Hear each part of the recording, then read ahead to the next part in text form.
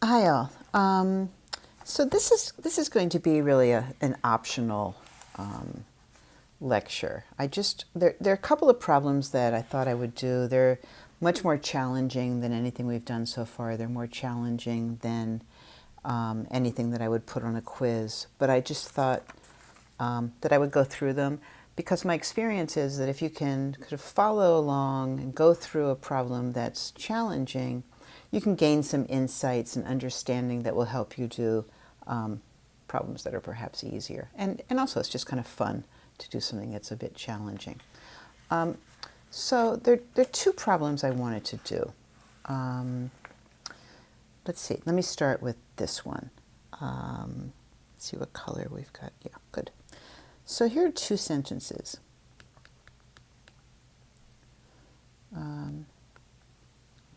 Let's start a little lower.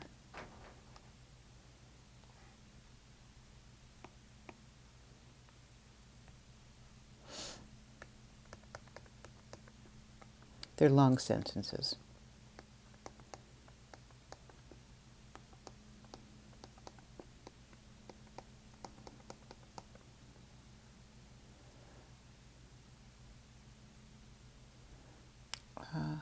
Is this what I wanted to do? Is that the...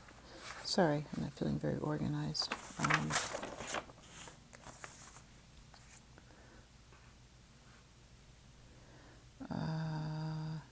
Yeah. Okay, there's one sentence, and here's another one.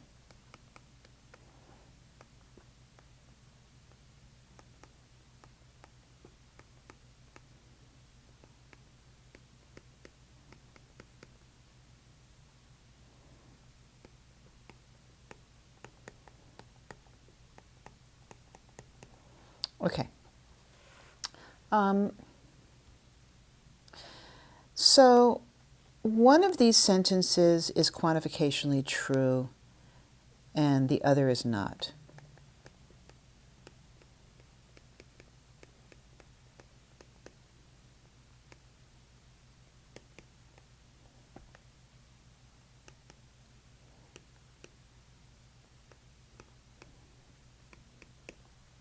So what we want to do is to figure out which is which and construct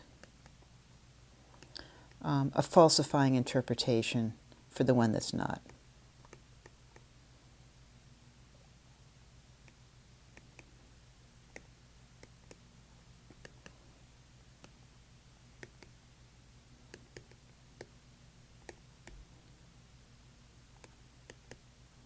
Okay, so that's our plan. I'm going to actually erase this in a moment because I want to make sure that I can get everything onto one screen here. So one of these two, I'll call this 1 and this 2. One of these two is quantificationally true and the other is not. We need to figure out which one is quantificationally true and convince ourselves that it is. And then we want to construct an interpretation that makes the other one false, thereby showing that it's not quantificationally true. Okay, get the idea? That's our plan. So let me just erase this because I think everyone understands what we're trying to do. So I have space on one screen to write some other stuff. Okay. The limitations of the iPad. All right. So these are really hard sentences to parse, right? I mean, they're both conditionals. The main connectives of both, or main operators of both of these sentences are conditionals. The first one, the antecedent of the first one, is an existentially quantified conditional. Really hard to figure out what that means. But both sentences are just kind of hard to get a grip on. So one of the strategies that I had suggested in the earlier lecture was, if you're having a hard time sort of wrapping your mind around a sentence, parsing a sentence, sometimes putting it into a form that is equivalent but easier to understand will be helpful. So if we take a look at both of the antecedents, we see that inside the scope of, in the case of one, the existential quantifier, in the case of the second one, the universal quantifier, we have something of the form not P horseshoe Q. Do you see that? So this is our not P, this is our Q, and in this case, this is our not P, and this is our Q. And a sort of a handy truth functional equivalence is we know that anything of this form, and I'm using these as meta variables, right? Anything of this form is equivalent to that, to a disjunction, right? So not P horseshoe Q is actually equivalent to P or Q. If that's something that you're not convinced of, then take a moment, turn off the, stop the lecture, and convince yourselves, maybe by a truth table or something, that those two forms are equivalent to one another. So using that observation, we can now put the antecedents of these two sentences into forms I think that are a lot easier to get a grip on. So the first one, it would be, there exists an X, and so instead of our not P, we'll have P, which is that, right? We'll have for all Y are YX, or this thing, are XX. So that's the antecedent. So this is equivalent to that by this equivalence. Okay? And then if we look at the second one, using the same equivalence, we see that the antecedent of the second one is equivalent to, for all x, there exists a y, ryx, or rxx. Okay. And those are, I think, a lot easier to get a grip on. The first one, this one, is an existentially quantified disjunction. Okay, that's a whole lot easier to understand than an existentially quantified conditional.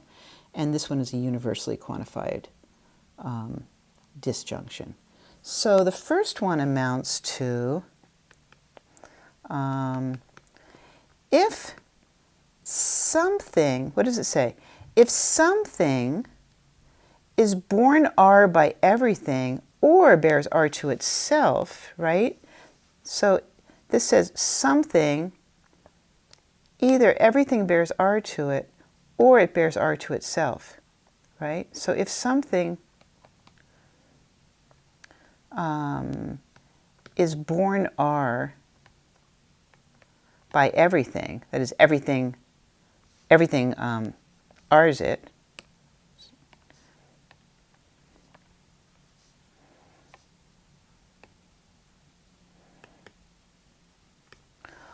or it bears R to itself,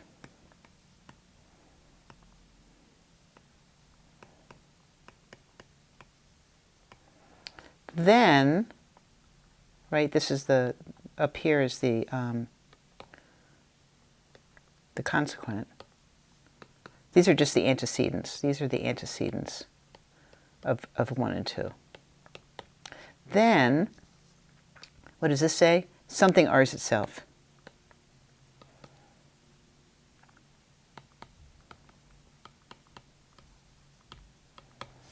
Okay, well, let's just think about that. This is what, let me make this a little bit neater up here. This is what number 1 says.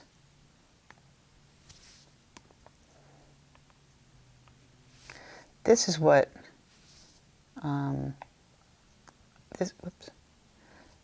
what this thing says, right? It says, because we've transformed I'll put it down here. We've transformed the antecedent. We've manipulated the antecedent so that now we have number 1 is equivalent to this, and number 2 is equivalent to this. So this is what I'm calling number 1, this is what I'm calling number 2. So remember, one of these is quantificationally true and the other is not. So what does the first one say? If, and that's the main operator of this is the conditional. There exists something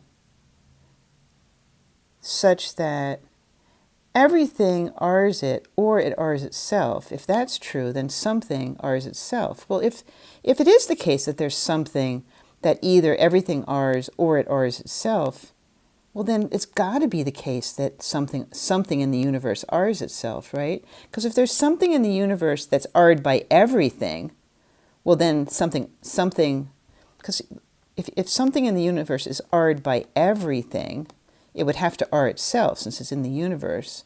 So something in the universe would R itself. And if it's true in virtue of this disjunct being true, there's something that R's itself. Well, then obviously there's something that R's itself. So number one is the one that's quantificationally true, right? So this is going to be true. Come back.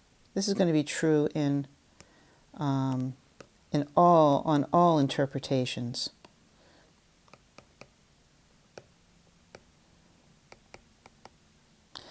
And how would you actually, if you had to sort of write all this out, without just sort of being informal about it, you would have to talk about it with respect to an interpretation. Like any interpretation that made the antecedent true would have to make the consequent true too. Because in any interpretation where there's something that is R'd by everything or R's itself, well then clearly there's got to be something in the universe of discourse that R's itself. Okay, so this is the one that's quantificationally true. This is the one that we want to show is not quantificationally true by constructing an interpretation on which it's false. So here's we need to find a falsifying interpretation for 2. Okay, so what's that going to look like?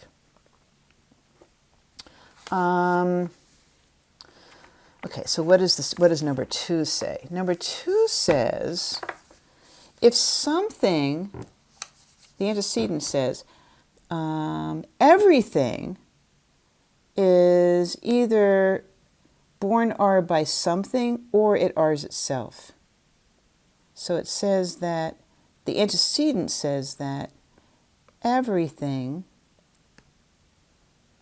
in the UD, in the universe of discourse, is born R by something, in terms of dots and arrows, that everything in the universe either has an arrow pointing to it or it bears R to itself.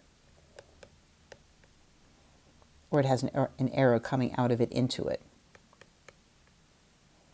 Right?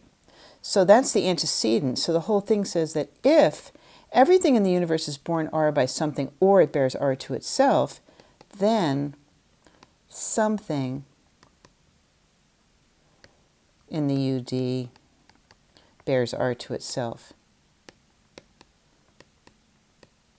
Okay, so our task is to find an interpretation that makes that false.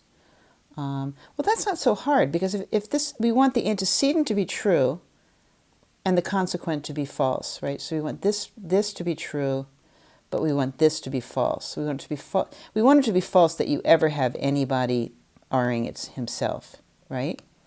So how can we do that and simultaneously have the antecedent be true? Well, the antecedent says that everything in the universe either is born R by something or other in the universe, has an arrow pointing to it, or it has an arrow pointing to itself. But we want to rule out anything having an arrow pointing to itself.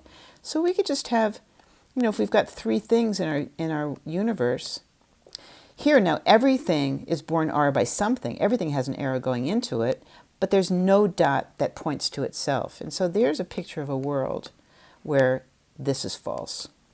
And from this we can easily construct an interpretation.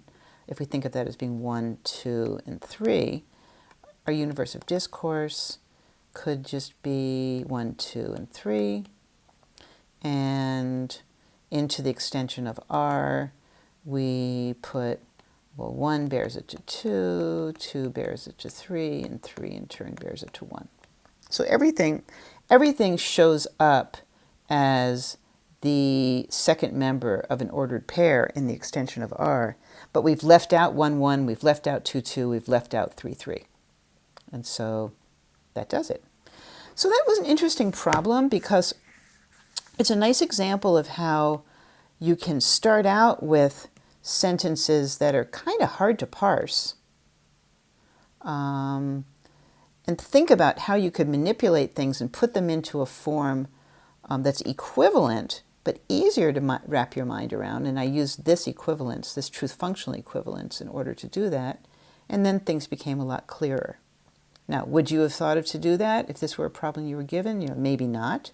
But it's a nice example of how of that strategy that I pointed out in an earlier lecture. Okay, I'm going to do one more that's also kind of interesting and kind of difficult. Okay,